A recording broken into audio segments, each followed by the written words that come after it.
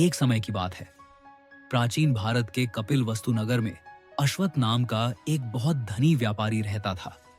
उसके पास इतनी संपत्ति थी कि लोग कहते थे कि उसकी दौलत का कोई अंत नहीं है।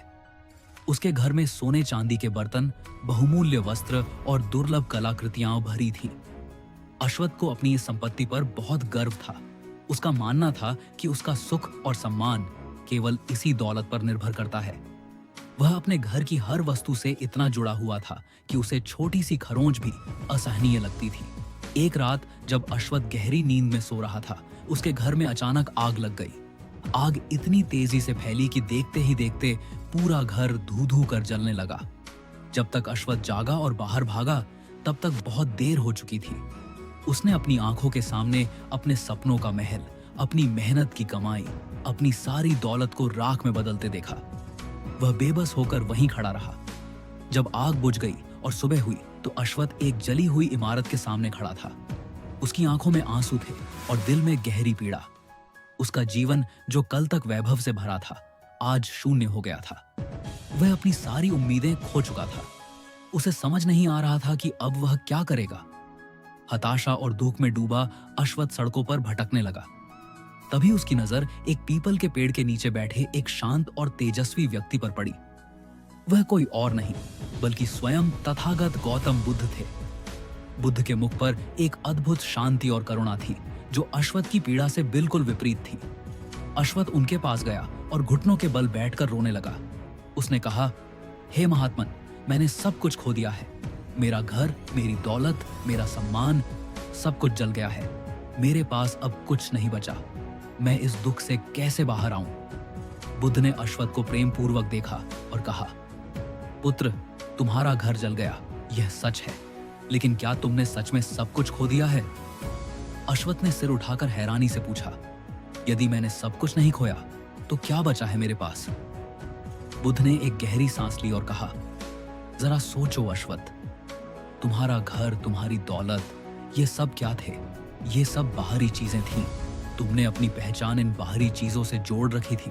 जब तुम सुखी थे तो उस सुख का कारण तुम्हारा घर नहीं था, बल्कि उस घर के प्रति तुम्हारा लगाव था। आज जब तुम दुखी हो तो उस दुख का कारण घर का जलना नहीं है, बल्कि उस घर के प्रति तुम्हारा मोह है। अश्वत्थ ने बुद्ध की बात को समझने की कोशिश की। बुद्ध ने आगे एक कहानी सुनाना शुरू किया। एक यात्री था जो बहुत प्यासा था। उसे रास्ते में एक सुंदर लेकिन खाली घड़ा मिला। घड़े को देखकर वह बहुत खुश हुआ, लेकिन उसने महसूस किया कि घड़ा बहुत भारी है। वह घड़े को फेंकना नहीं चाहता था क्योंकि वह सुंदर था। वह घड़े को लेकर चलता रहा और हर कदम पर उसका बोझ बढ़ता गया। रास्ते में उसे एक नदी मिली। वह पानी पीना चाहता था, लेकिन उसने देखा कि घड़े को पकड़े होने के कारण वह नीचे झुक नहीं सकता। अंत में प्यास से उसका गला सूखने लगा और वह मूर्छित होकर गिर पड़ा। यदि उसने उस घड़े को त्याग दिया होता तो वह पानी पी पाता और आगे बढ़ पाता। बुद्ध ने अश्वत्थ से पूछा, अश्वत्थ, क्या तुम उस यात्री की तरह हो जो एक जली हुई इमारत का बोझ अपने मन में लिए घूम रहा है? क्या तुम उस घड़े को पकड़कर बैठे हो जो अब तुम्हारे काम का नहीं है और तुम्हें केवल कष्ट दे रहा है? बुद्ध के शब्द अश्वत्थ के मन में गहरे उतर गए।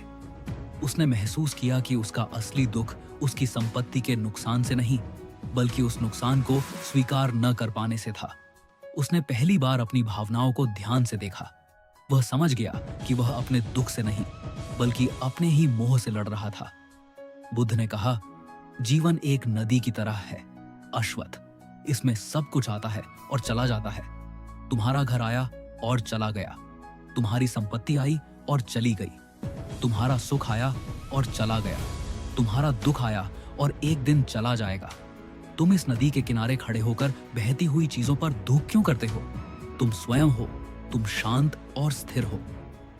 इस बातचीत के बाद अश्वत्थ ने अपनी आंखों से आंसू पोंछे। उसने अपने मन में जलते हुए घर को छोड़ दिया। उसे एक नई शांति का अनुभव हुआ।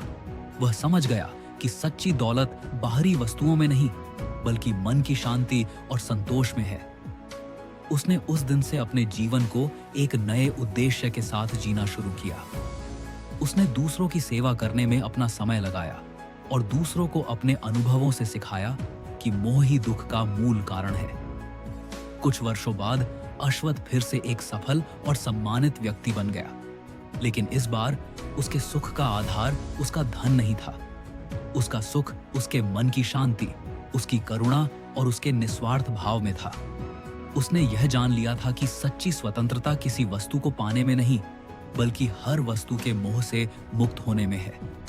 उसने सीखा कि जीवन का सार यह नहीं कि हमारे पास क्या है, बल्कि यह है कि हम उस क्या से कितना मुक्त हैं।